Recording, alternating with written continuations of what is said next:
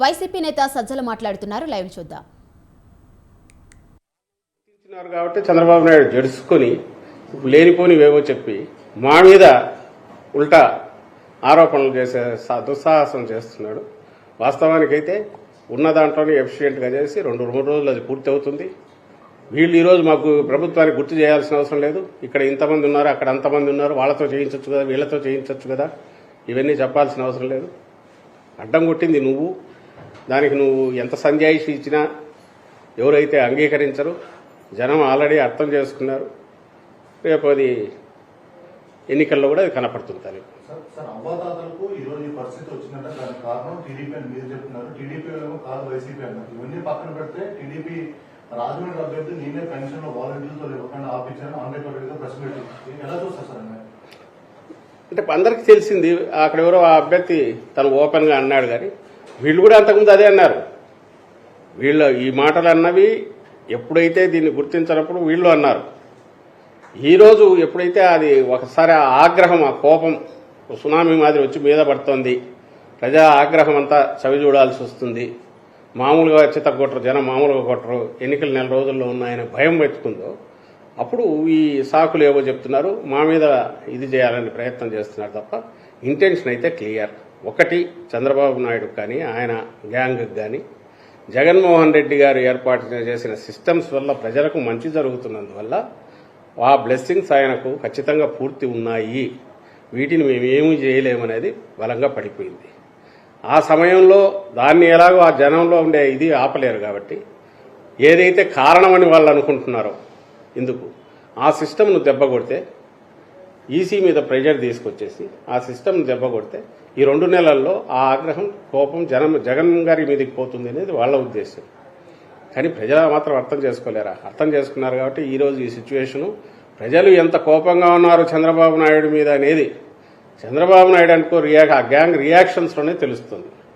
వాళ్ళు ఒక సంధి ప్రేలాపనలు ఏదైతే చేస్తున్నారో దానిలోనే ప్రజల ఆగ్రహం వాళ్ళ మీద ఎంత ఉంది అనేది క్లియర్గా తెలుస్తుంది.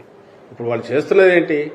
ఎలక్షన్ కమిషన్కు రోజు మీరు గమనిస్తే ఎలక్షన్ కమిషన్ రెఫరెన్స్లో వచ్చేవన్నీ ఈనాడులో పబ్లిష్ అయింది, ఇంకోటి పబ్లిష్ జ్యోతిలో పబ్లిష్ అయింది. ఇవేదో తప్పుడు ఆరోపణ, తప్పుడు ఇవి చేయడం, దాన్ని పెట్టడం, అది అక్కడ ఈసీకి పంపించడం, అక్కడ ప్రెజర్ చేసేసి ఇంకొక నోటీసులు ఇవ్వడం, ఇది కంటిన్యూస్గా నడుస్తుంది. ఈసీకి రాష్ట్ర వ్యాప్తంగా మన జగన్ ప్రభుత్వం ఏర్పాటు చేసిన వాలంటీర్లందరూ మూకుమ్మడిగా రాజీనామాలు సమర్పించడం, ఇది ఎట్లా చూస్తారు? అంటే ఇది మూకుమ్మడిగా వదిలేశారు. మూకుమ్మడిగా ఎప్పుడైతే వాళ్ళ మీద వ్యక్తిగతంగానో ఎవరి మీదైనా వాళ్ళ మీద వాళ్ళ మానసిక స్థైర్యమో లేక వాళ్ళ ఆత్మవిశ్వాసం దెబ్బతీసే రకంగానో, ఆత్మగౌరవం దెబ్బతినే రకంగా ఆరోపణలు వచ్చినప్పుడు ఎక్కడ స్పందన అనేది వస్తుంది చేసి. అండ్ ఖచ్చితంగా ఆ వ్యవస్థ ఏదైతే వాలంటీర్ వ్యవస్థ ఉన్నది అది ఇండిస్పెన్సబుల్. అంటే దాన్ని ఎవ్వరూ ఏమీ చేయలేరు, అదే ఖాయం. ఎందుకంటే దాని అవసరము, దానివల్ల ఉపయోగము 2 కూడా ఎస్టాబ్లిష్ అయిపోయాయి 4 ఏళ్లలో. అండ్ ఖచ్చితంగా మేము మళ్ళీ జగన్మోహన్ రెడ్డి గారు ఇప్పటికంటే ఇంకా మరింత మెరుగైన మెజారిటీతో ప్రమాణ స్వీకారం చేశాక అక్కడ ఎక్కడెక్కడ ఏవే ఉన్నాయో ఫిల్ చేయడము, దాన్ని మరింత ఎఫిషియెంట్గా వాడుకోవడం అనేది జరుగుతుంది. కాబట్టి ఆ భరోసా కూడా వాలంటీర్లందరికీ ఉంది. బట్ వాలంటీర్ అనేది బేసికల్లీ మనం అవునన్నా కాదన్నా that is a volunteer job. అది అందులోనే ఆ నిర్వచనంలోనే ఉంది, దాని ఆ పేరులోనే ఉంది, దాని డెఫినేషన్లోనే వాలంటీరింగ్. అండ్ ఇచ్చేది కూడా పారితోషికం తప్ప that is not salary. And వాళ్ళ బాధ్యతలు కూడా మోర్ స్వచ్ఛందంగా చేసేవి. నిజంగా వాళ్ళు చేసే సేవకు కానీ వాళ్ళు చేస్తున్న వాటికి కానీ ఫ్యూచర్లో వాళ్ళ కెరీర్ గ్రోత్కో ఇంకో దానికో ఖచ్చితంగా ఒక ఆత్మవిశ్వాసంతో సమాజంలో బాగా బతకడానికి, పైకి రావడానికి అవసరమైన, అలాగే సామాజిక స్పృహ పెంచుకోవడానికి అవసరమైన ఒక బాధ్యత వాళ్ళ మీద పెట్టారు జగన్మోహన్ రెడ్డి గారు. సో ఒక సాలిడ్ ఫౌండేషన్ లాగా, ఇంటర్న్షిప్ లాగా ప్రతి యువతీ యువకులు ఎవరైనా సరే దాంట్లోకి వచ్చారంటే బయటకు వచ్చేసరికి ఒక ఆత్మవిశ్వాసంతో వస్తున్నారు. మనకు మామూలు మన ఎడ్యుకేషన్ సిస్టమ్ అంతా కూడా దాన్ని ఏమంటారు, దాన్ని సపరేట్గా సమాజంతో సంబంధం లేనిగా నడిచే రకంగా ఉన్న నేపథ్యంలో దీంట్లో ఎవరైనా ఎంటర్ అయితే ఆ interaction with society, old people, depend అయిన వాళ్ళు, వాళ్లకు లేదా పూర్తి గవర్నమెంట్ రూల్ ప్రొసీజర్స్ తెలియని వాళ్లకు హ్యాండ్ హోల్డింగ్ చేయడం అనేది అది అది అది ఒక బాధ్యతను పెంచేది. అలాగే ఫ్యూచర్లో వాళ్ళు మంచి లీడర్షిప్ దీంట్లోకి పోవడానికి ఉపయోగపడేది. ఆ రకంగా వాళ్ళు దాన్ని ఉపయోగించుకుంటున్నారు. ఇది ఈ ఆలోచన చంద్రబాబు నాయుడుకి వచ్చినా చేయడు. ఎందుకంటే ఈయన పర్పస్, ఈయన ఉద్దేశం ప్రజలకు మంచి చేయాలని కాదు. నిజంగా ప్రజలకు మంచి చేయాలనే ఉద్దేశం అయితే ఇప్పుడు వచ్చిన 3 అవకాశాలు తనకు. ఫస్ట్లో దొంగ దెబ్బ కొట్టి తెచ్చుకునే అవకాశం, తర్వాత 2 సార్లు వేరే వాళ్ళ మీద డిపెండ్ అయ్యి అధికారంలోకి వచ్చిన తర్వాత ఎప్పుడైనా సరే తన ప్రయత్నం చేసేవాడు. ఆయనకి ఎంతసేపు ఉన్నా ఎన్నికల సమయానికి ఏదో ఒక రకంగా చేసి బయటపడడం, ఆ తర్వాత దోచుకోవడం, మొత్తం అన్ని రకాలుగా మళ్ళీ ఎన్నికలు వచ్చేసరికి కొత్త పొత్తులతో ఎంటర్ కావడం, మళ్ళీ కొత్త డ్రామాలు వేసుకోవడం అనేది చేస్తున్నాడు. కాబట్టి ఆయన కలలో కూడా ఇలాంటి సిస్టమ్ను ఊహించలేడు, ఇలాంటి వ్యవస్థను నిర్మించలేడు, ఇలాంటి సర్వీసులు డోర్ స్టెప్ దగ్గరికి తీసుకుపోలేడు. డొల్ల మాటలు మాట్లాడతాడు. రేపు కూడా ఆయన వస్తే ఎట్లుంటాడనేది 14-19 ఎట్లా గుర్తుందో, వస్తే ఎట్లుంటుంది అనేది ఈ 2-3 రోజులు కూడా తన దెబ్బ కొట్టడం ద్వారా ప్రజలకు చూపించినాడు. కాబట్టి ఆయనకు ప్రజలు ఒక్కసారి దీన్ని రుచి చూసినాక, అంటే మంచి చేసే పాలన ఎట్లుంటుందో రుచి చూశాక, మళ్ళీ ఆయన గురించి పొరపాటున కూడా భ్రమలో ఉంటారని అయితే నేను అనుకోను. టీడీపీ కొంతమంది అధికారుల మీద ఫిర్యాదు చేసింది, అధికారులను ఈసీ బదిలీ చేసింది, వాళ్ళు ఇంపార్షియల్ గా లేరన్నారు. దాని మీద వైసీపీ కామెంట్ ఏంటి? 2 రకాలుగా దీన్ని చూస్తున్నాం. ఒకటి, టీడీపీ ఎందుకు పురంధేశ్వరి వాళ్ళ ముందు నుంచి ఈయన వదిన గారు ఆమె రాస్తూనే ఉన్నారు. వీళ్ళంతా ఒక దీనిలాగా ఫామ్ అయిపోయి ఏమంటారు, కూటమి ఎన్డీఏ అనేది ఆ సెటప్ 10 వేరుగా ఉన్నది. దానికి ముందు నుంచి లోపాయికారిగా ఉండేది, ఫుల్ ఫ్లెడ్జ్గా కలిసి చేస్తున్నారు. టీడీపీ బీజేపీలో ఉన్న టీడీపీ నాయకులు ఎవరైతే ఉన్నారో వాళ్ళ ద్వారా చంద్రబాబు చేయిస్తున్నాడు. ఆమె పెడుతున్నారు పిటిషన్లు, ఈసీ కంప్లైంట్లు.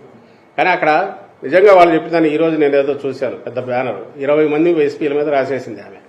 ఈ లెక్కన మోడీ గవర్నమెంట్లో పైనుంచి కిందికి ఉండే వాళ్ళందరూ బీజేపీ తొత్తులై ఉండాలా వాళ్ళు ఎవరు, లేదా బీజేపీ రూల్ స్టేట్స్లో ఉండే వాళ్ళంతా వాళ్ళ తొత్తులై ఉండాలా. అసలు అంటే ఏం రాస్తున్నారో, ఆమె మంత్రిగా కేంద్ర మంత్రిగా పనిచేశారు. సరే, ఈ చంద్రబాబు నాయుడు అయితే అంతకుముందు సీఎంగానే చేశాడు. ఖచ్చితంగా ఎక్కడన్నా ఉంటే ప్రతిపక్షాలకు దానికి సంబంధించిన కంప్లైంట్ ఇవ్వడము దాంట్లో తప్పులేదు. అలాగే ఒకసారి ఎన్నికల కమిషన్ పరిధిలోకి వ్యవస్థలు వెళ్లిన తర్వాత అధికార పక్షమైన ప్రతిపక్షమైన ఈవెన్ ప్లే గ్రౌండ్ ఇది ఉండాలి. కాబట్టి ఖచ్చితంగా బాధలు ఏమన్నట్టు చెప్పుకోవడం తప్పులేదు. అయితే నాకు అర్థం కాని విషయం ఏంటంటే 100కు 100%, 90% ఎక్కడ ఎవరికైనా దీనిలాగా పనిచేసే వాళ్ళ మాట విని చేసే వాళ్ళు ఎందుకుంటారు, ఎక్కడ ఉంటారు? అట్లా ఉంటే ఏ వ్యవస్థ అయినా బతుకుతుందా, ఇంతకాలం ఉంటుందా? వాళ్ళు కక్ష కట్టి డిమారలైజ్ చేయడానికి, బ్యూరోక్రసీని కానీ అధికార యంత్రాంగాన్ని, ఉద్యోగుల మానసిక స్థైర్యం దెబ్బతీయడానికి, తద్వారా కన్ఫ్యూజన్ క్రియేట్ చేయడానికి, అంటే చెప్పడానికి వీళ్ళకేం లేదు, పాజిటివ్ అజెండా లేదు, లేదా హోప్ క్రియేట్ చేసే అజెండా లేదు. అందుకని ఇలాంటివి తప్పుడు ఎత్తులు వేసి రాస్తున్నారు. ఈసీ మీద కూడా ప్రెజర్ చేస్తున్నారు, వాళ్ళు లొంగిపోతున్నారు. ఇప్పుడు నిన్న ఆఫీసర్లు ట్రాన్స్ఫర్ చేశారు. ఏ రీజన్ కిందలో చెప్పిండాల్సింది. ఒక్కటి వాళ్ళు చెప్పగలేదు. చిలకలూరుపేట పీఎం సభ నాకు తెలియక అడుగుతాను, వాళ్ళది ఎస్పీజీ ఇదేదో ఉంటుంది వాళ్ళది సంబంధించినంత పిఎం సెక్యూరిటీ గ్రూప్ వాళ్ళు వచ్చిన తర్వాత వాళ్ళ హ్యాండ్ ఓవర్లో ఉంటుందా, వాళ్ళ మైక్ సిస్టమ్ ఫెయిల్ అయింది అని ఇంకోటి అంటే స్టేట్ పోలీస్ని అలౌ చేస్తారా? మీకు రిపోర్టర్లకు, మీడియాకు తెలుసు, ప్రజలకు తెలుసు.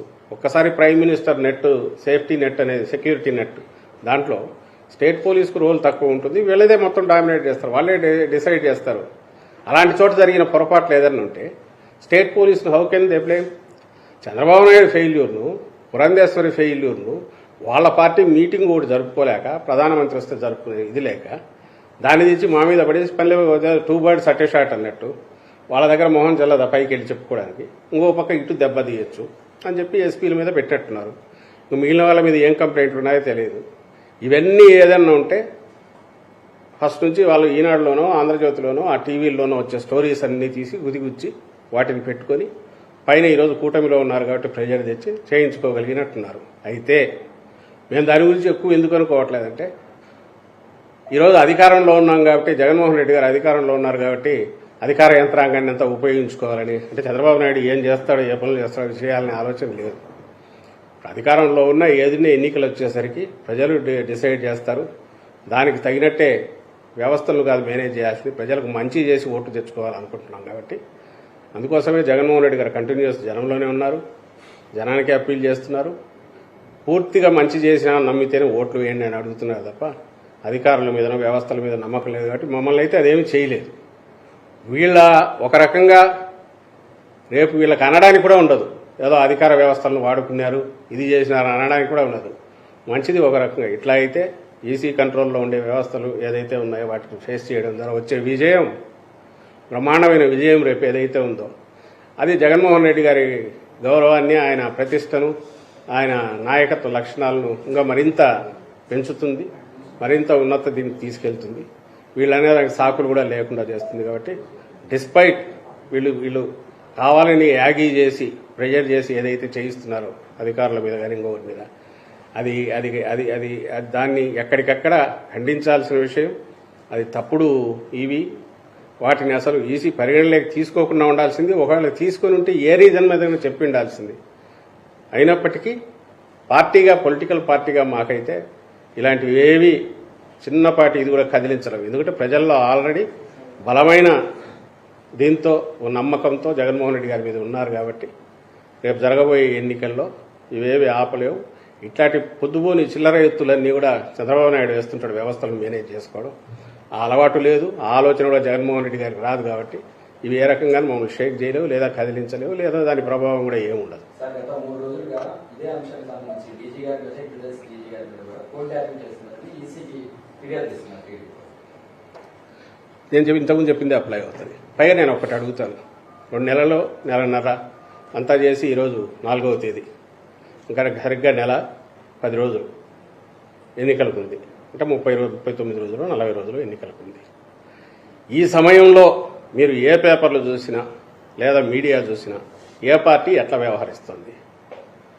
వైఎస్ఆర్ కాంగ్రెస్ పార్టీ పూర్తి పాజిటివ్ అజెండాతో మేము చేసిన అంశాలు పెట్టుకొని మీరు ఏదైనా చూడండి, వాటి మీదనే మేము పోతున్నాం.